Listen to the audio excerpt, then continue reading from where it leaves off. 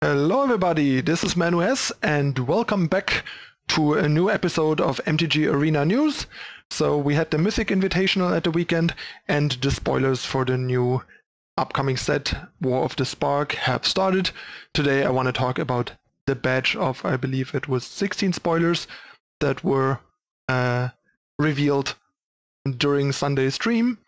There are a couple more spoilers already, but I wanted to keep the video at a decent size, so I decided to focus on the Twitch Mythic Invitational spoilers first, talk about them, and try to work my way through the other spoilers in the coming days in more videos.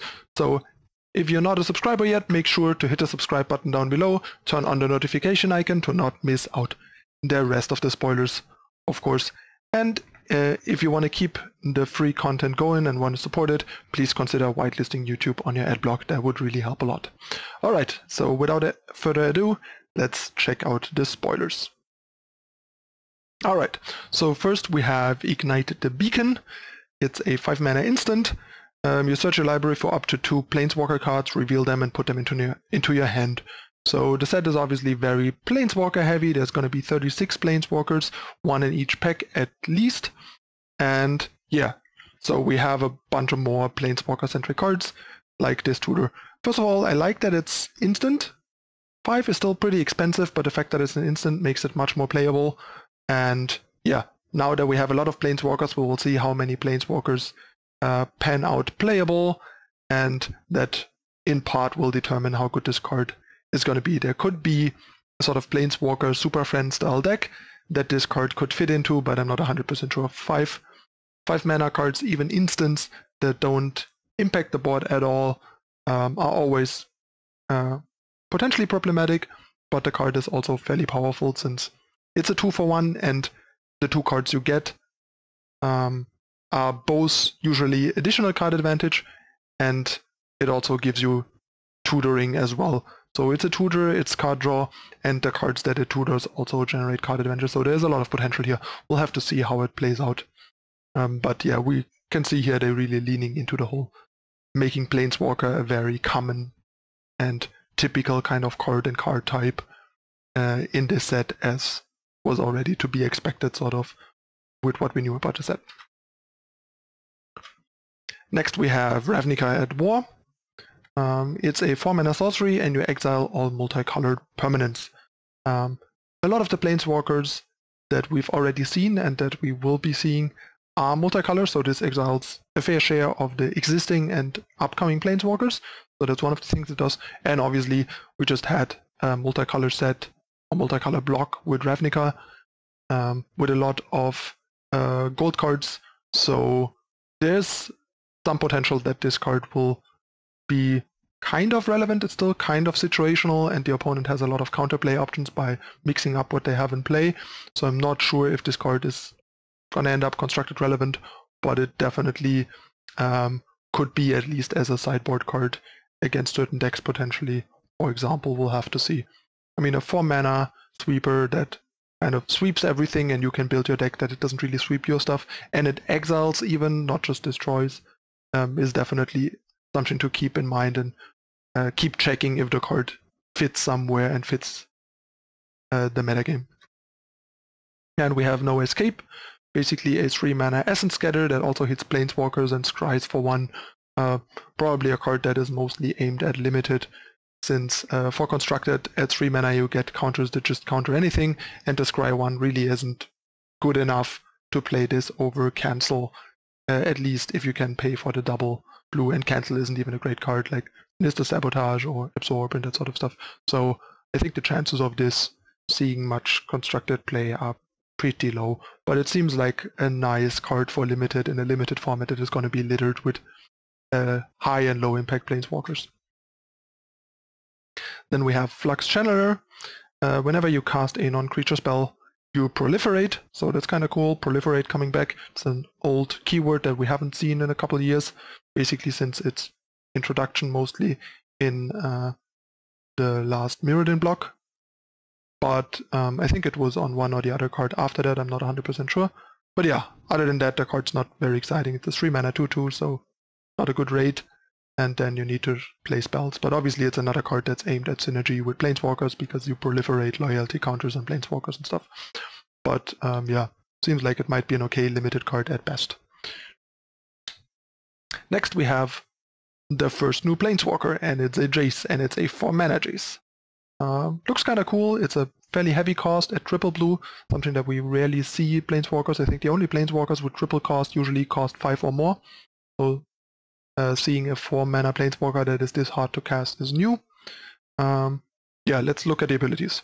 If you would draw a card while your library has no cards in it, you win the game instead. So it's kind of a win condition in and of itself. Kind of like a built-in Laboratory Maniac. And target player puts the top 2 cards of their library into their graveyard and draw a card, so you can either effectively reduce your library size by 3, milling yourself for 2 and drawing a card each turn to get closer to the static ability of winning the game, and closer to the minus ability, because he doesn't have a traditional plus and minus ability and an ultimate. He basically has a plus ability and an ultimate. Or you can use it to try and mill out your opponent, or use it on yourself to enable graveyard synergies. There's a couple of nice things it can do. And yeah, for -8 you draw 7 cards, then if your library has no cards in it, you win the game. So it's a bit weird of a wording. I guess the one thing that this wording does is that if your Jace is at exactly 8, you can still -8 even if it would deck you to win the game, because then the static ability, the static line is gone. So that's the only reason why that line is kind of added there as well. So you don't have to get to 9 to win the game with the -8 ability, which is, I guess, nice. Makes the card a bit more flexible. And yeah, something that we have seen so far on all of the new Planeswalkers is this static ability line. Instead of having 2 or 3 abilities, we sometimes only have 1 or 2 abilities and this static keyword. Something that is actually kind of interesting for my viewers that also play Eternal, or mostly play Eternal even. This is something that we know from the new card type in Eternal, Sights. They have usually, they're like card advantage modes abilities, and they have this marginal static ability effect just for being around, and Planeswalkers have that now too. Not sure if we will keep seeing that in the future, or if that's more of a special thing for this set and the Planeswalkers in this set, but we'll have to see. If so, it would be an interesting new direction to take Planeswalkers and Planeswalker design in the future. Next we have Herald of the Dread Hoard. It's a 4-mana 3/2, and when it dies you amass 2. Amass is another new keyword, and amass says put 2 +1/+1 counters on an army you control, and if you don't control an army, you create a 0/0 black zombie army creature token to put the counters on. So army in that case is just a creature type. So this either basically creates a 2/2 token when it dies, or alternatively, if you already have an army token or unit. I think so far we've only seen army tokens, no units, like no creatures that have the creature type zombie army, and then you just grow it. Keep in mind though, if you already have an army, you can't make a new smaller army. You always have to buff an existing one. It's not optional. You can't make multiple small armies. You automatically grow the one army you have, basically, which kind of makes sense flavor-wise, I guess. So that's kind of a neat new ability and a spin on like generating value or making tokens. We'll see a couple more cards in a moment with this mechanic. This is also fairly obviously a limited tool. Then we have one of the Planeswalker-themed creatures. There's usually seems to be at least one kind of sort of familiar or creature that fights for a certain Planeswalker. So we have seen a lot of creatures that are sort of Planeswalker pets, like Raska's Finisher, Ajani's Pridemate, that sort of stuff. So there are a couple of creatures that have the name of the Planeswalker they belong to in their name. And yeah, Raska's Finisher enters the battlefield, destroy target creature a Planeswalker an opponent controls that was dealt damage this turn for 3 mana. It's a 3/2 creature, so another decent limited tool, not really a constructed card, but another like kind of card template that we will see with other similar cards in the new set. Here we have another amass card, Dreadhorde Invasion. At the beginning of your upkeep you lose 1 life and amass 1.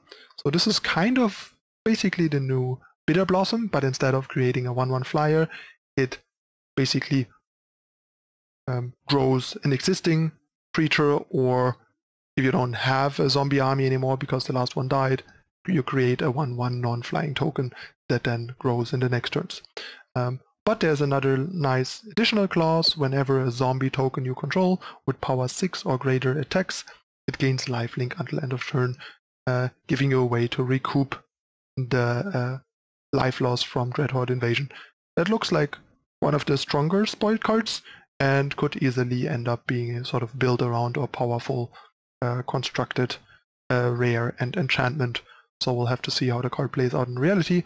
I would still argue it's quite a bunch worse than Bitter Blossom, but Bitter Blossom was very strong, so this card is still pretty strong and interesting, and a nice kind of self-running advantage engine that very likely will have a place in Constructed.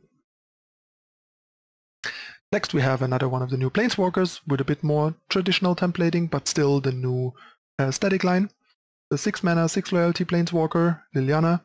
I think there's only 1 Planeswalker for each Planeswalker, and depending on their like importance in the story, I guess they are uncommon, rare, or mythic, and are of different strengths and size. And Liliana is a pretty vital character and powerful character in the story, so she's a 6 mana, high loyalty mythic Planeswalker with strong abilities. So whenever a creature you control dies, you draw a card. The +1 ability gives you a 2/2 zombie token, and the minus ability costs -4 and makes each player sacrifice 2 creatures. So she's a bit of a like double-sided mini sweeper. You can drop her on 6. The opponent has 2 or fewer creatures. You can just -4, kill them, and then have a 2 loyalty Liliana left. And even if you have some marginal creatures that you don't mind sacking as well, you can you're gonna sack these, but you can draw cards for the creatures you sack and your opponent doesn't, so it's kind of breaking the I can't find that word right now, the symmetry there. And also obviously the -4 later has synergy with the +1, so that's nice. And yeah, the ultimate is -9, each opponent chooses a permanent they control of each permanent type and sacrifices the rest. So basically a modernized Cataclysm. But yeah, -9 is still quite a bunch, especially on a 6 mana Planeswalker, so it takes quite a while till it happens, and it's usually something that I would assume mostly happens either in stalls or in games that are already won to put your opponent out of the game completely when you're already way ahead. But yeah, the +1 and the -4 ability are pretty strong, so this seems pretty constructed, playable potentially, aside from the fact that 6 mana is still quite a lot in constructed for Planeswalkers. But she seems like a bit stronger version of the 6 mana Raska from Ixalan. Next we have Bolas Citadel, a legendary colored artifact. Been a while since we've seen a colored artifact, so they bring in those back. Not sure if there will be others and how many, but this is one. It costs 6 triple black. You may look at the top card of your library anytime, and you may play the top card of your library.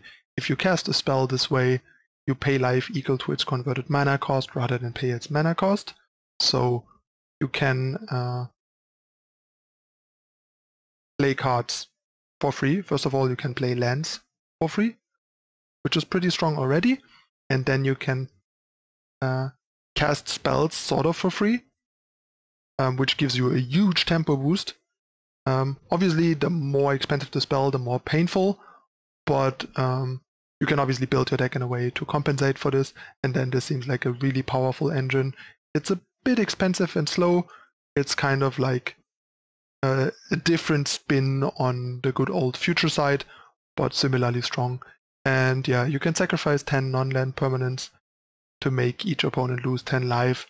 That seems like something that is not gonna come up that much, but it's nice to have because if your opponent is at less than 10, 10 permanents aren't impossible to amass, especially in a world where Ascend already exists. And then you can just kind of blow up everything to kill your opponent, because who cares about any permanents in play when your opponent's dead, right? So yeah, seems like a bit expensive, but kind of interesting, but it's also kind of fragile, and these permanents are less reliable in today's world than they were in the past with something like Future Sight. So they are much easier to answer, so the risk of running them out there, not getting any value before they are killed and being tempoed out massively are much more there than they were in the past. But we'll see how the card pans out. It's definitely an interesting and potentially powerful effect. Next we have another like Familiar's Pet, if I can call it that. It's Tbolt's Rager. It's a 2-mana 1/2. When it dies, it deals 1 damage to any target. So there's also something that is usually very typical and flavorful to the Planeswalker, like Tbolt. We'll see Tbolt in a moment. With the dealing 1 damage when it dies is kind of like the whole devil thing. Devils tend to do that. The devil in Ravnica Allegiance, the Rakdos, like the Footlight Fiend does that, and other devils in Innistrad did similar things, so that's kind of like a devil's theme. Also for 2 mana you can give it +2/+0 until end of turn. Nothing great, probably not very constructible, playable, but seems like a pretty decent limited card at the very least. Here's Tbolt, another minor player in the whole set. It's the first uncommon Planeswalker we are looking at. It's a 3-mana 5 loyalty Planeswalker. Its static ability says your opponents can't gain life, and these uncommon Planeswalkers mostly have 5 loyalty and 1 -2 ability. There are a couple we've seen that work a bit different, but a lot have this templating that we have seen. We'll see another one later. And yeah, for -2 you get to create the prototypical devil, a 1/1 that when it dies deals 1 damage to any target. Nothing too exciting here, but could be a decent card at least as a sideboard card against like life gain heavy decks in red aggro. We'll see. Next we have Paradise Druid. It's a 2-mana 2/1 that has hexproof as long as it's untapped, and you can tap it to produce a mana of any color. I'm not 100% sure what's up with the card frame here. It looks a bit like time shifted, with this like highlighted and like darkened template basically of a green card. It definitely looks different than a normal green card. Not sure if they said anything on stream about it, I don't remember. But yeah, there's definitely something different about this card. Not sure what's up with the card frame. If anyone knows in the comments, let me know. I didn't hear or read anything yet that cleared it up. But yeah, pretty solid card. The hexproof means that you can guaranteed ramp from 2 to 4 basically, because it's pretty hard for the opponent to kill it before you can use it at least once. It's kind of like a weaker take on Sylvan Caryatid, which was an 0/3 Shroud that produced a mana of any color and had Shroud no matter what. Or was it hexproof? Would have been hexproof. Not 100% sure. But yeah, curious to know what's up with these alternate card frame cards, and yeah, why they look what the reason is they look different. Next we have Time Wipe.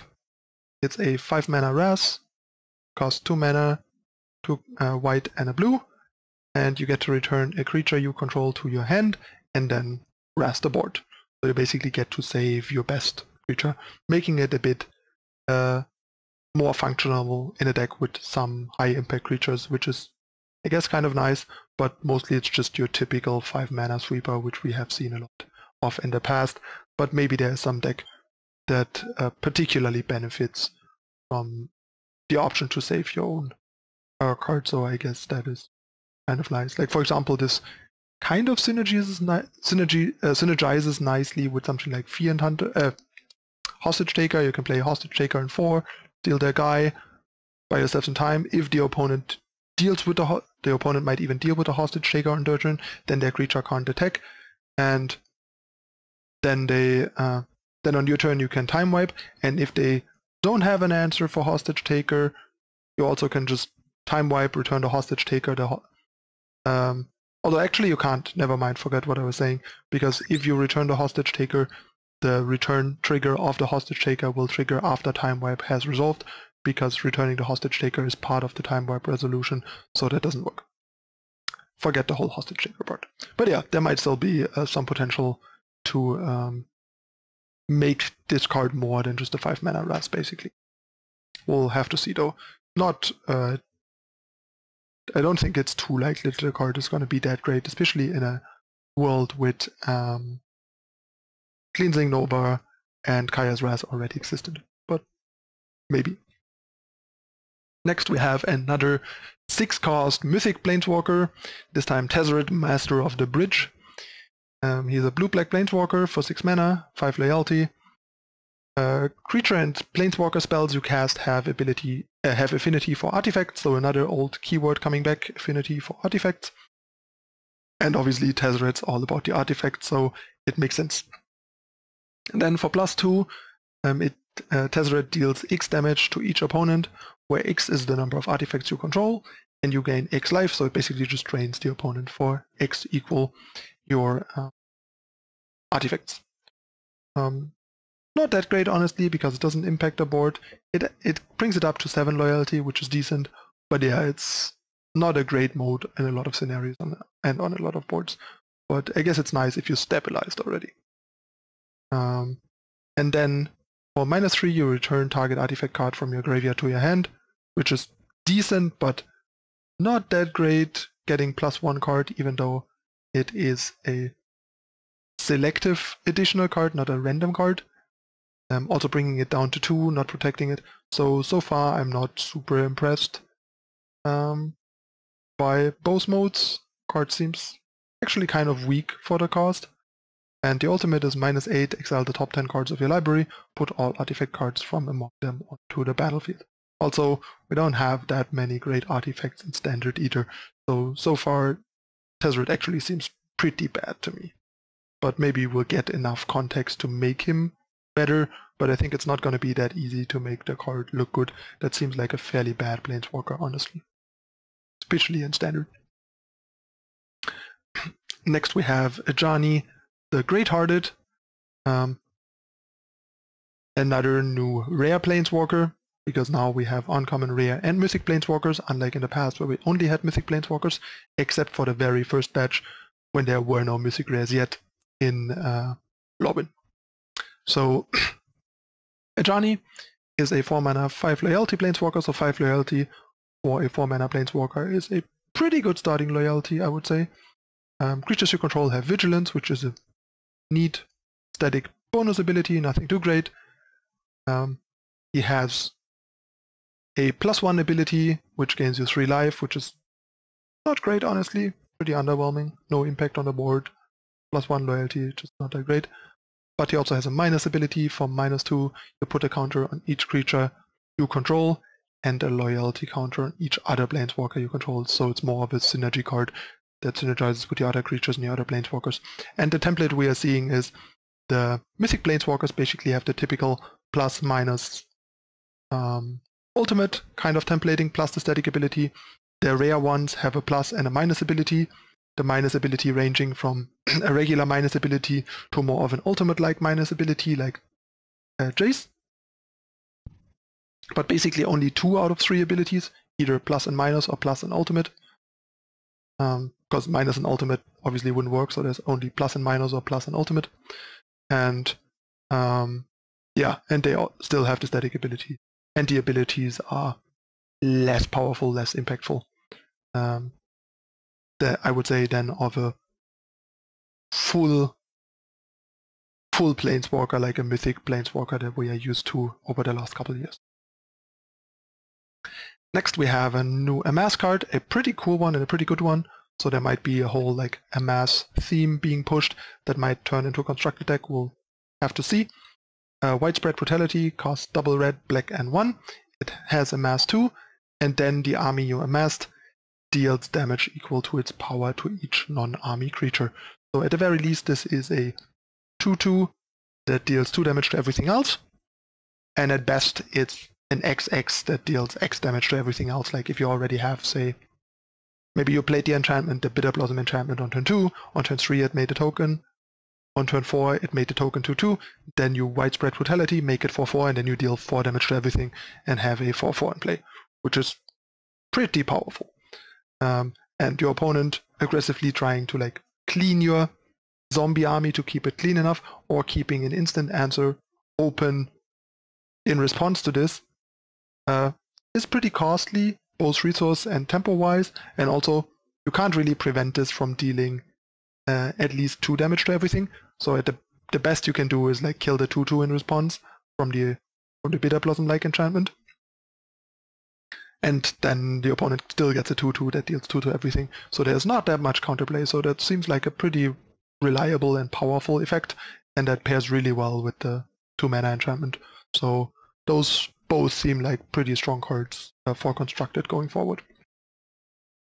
Then we have another Amass synergy spell, this time an Ezard one, Invade the City for 3 mana. Another spell's meta thing. You amass X, where X is the number of instant or sorcery cards in your graveyard. So you basically just make a big random XX token. Probably not that great in Constructed. Maybe there's, I don't know, a Grixis Amass deck that cares enough about this and ends up playing this, but outside of a lot of synergy context, this card seems just too weak, and the Spells Matters decks like Drake's has too many better payoff cards anyway. But yeah, in the specific Amass-centric context, this could be worthwhile. We'll have to see. Pretty cool artwork, by the way. Next we have another uncommon and another multicolor Planeswalker. So we see these hybrid Planeswalkers, and I think we've already seen a couple of others that have hybrid cost that I will talk about in upcoming videos, so that I didn't want to make this too long. Ruska Swarm's Emergence costs 4, 2 black and green hybrid mana and 2 colorless. She has 5 loyalty, that's the uncommon Planeswalker templating that I talked about. Whenever a creature you control with Death Touch deals damage to a player or Planeswalker, you put a +1/+1 counter on that creature, and it only has 1 ability, and it's only a minus ability, like the typical uncommon templating. Like I said, the uncommon templating only has 1 ability, and it's a minus ability, no ultimate, no plus, and the static ability. And the loyalty of most that we've seen so far is 5. I think there's one that has more. I think there's a 5 mana one that has 6 loyalty, Opnix. And yeah, the -2 ability is you create a 1/1 black assassin creature token with Death Touch. Whenever this deals damage to a Planeswalker, destroy that Planeswalker. And the minus ability of these uncommon Planeswalkers always has some sort of synergy with the static ability to make them a bit more coherent and strong. So yeah, card seems okay. Probably not great and constructed, but a cool Planeswalker for limited, I guess. Next we have a non-basic land, Interplanar Beacon. More Planeswalker synergies here. Whenever you cast a Planeswalker spell, you gain 1 life. It produces colorless mana, or you can pay 1 and tap it to add 2 mana of different colors. Spend this mana only to cast Planeswalker spells. So you can, for example, use this to make a green and a black to play the Raska we just looked at, or a green and a white to play a Johnny. You can, however, not use this to make 2 blue to help cast the 4 mana Jace that we looked at. But yeah, all in all, interesting fixing land. Might see some fringe play in Constructed, and definitely a great help in Limited, especially for splashing Planeswalkers. So, seems pretty strong there. And last but not least, we have Emergence Zone, another non-basic uncommon. Produces colorless mana, and for 1 tap and sacrifice, you may cast spells this turn as though they had flesh. So, doesn't seem that great. Pretty costly to sack a land to play stuff as instants, but I guess it's a nice option to have, but the fact that it's a colorless land probably makes it too costly to usually put in your deck to just have that option, and especially since that option also costs you a land and a mana, so effectively 2 lands temporary and 1 long term. So card doesn't seem particularly great and playable, but we'll see. Context is everything after all. Another thing that I want to draw some attention to that is kind of nice, because they want to do this storytelling in the spoiler season and want to spoil all the cards before the set comes out. And we have this thing here at the bottom that says Spotlight Act 1. So apparently Spotlight probably refers to like spoiler season. So I guess they have their spoiler season set divided into acts, and currently we are seeing the Act 1 cards, and this is one of the Act 1 cards. So keep an eye on future cards being released and see how this continues and how this is structured. It's going to be interesting. And also they added an mtgstory.com here where you can follow the story being told with the spoilers being previewed. If you're interested in that, that's also something new. So they're really leaning into the whole storytelling thing of not just Magic and Magic sets, but also of promoting and revealing these sets. So that's definitely also a new step in Magic's evolution. We'll see how it works and how much it adds to the whole spoiler season and everything. I personally don't care too much about this stuff, but I'm sure there are people out there that really like this and really appreciate this and are excited for it. So let me know in the comments what you think of the new cards and the new direction this whole previous season and set is taking. Curious to see what other people think about it, because yeah, I'm not that much of a flavor and story guy. I'm more of a competitive guy that looks at the cards for what they do and what they have to offer rather than their narrative or flavor. But I can appreciate nice artwork or flavorful stuff still. So I'm not completely oblivious to it. Alright, that's it again for this time. Once again, make sure to subscribe to the channel, turn on notification icon to catch more spoilers in the coming days. I'll keep you up to date if people are interested in my take on them and covering them. So if you enjoyed the first part, hit the like button, let me know in the comments what you think, share it with your friends, give me feedback what you maybe would like me to add or do different or improve on. I'm always open to suggestions and feedback to get a feel for what people like and how I can grow and improve. Alright, that's it again for this time. Thanks for watching, everyone. I'm your host, ManuS. I see you next time.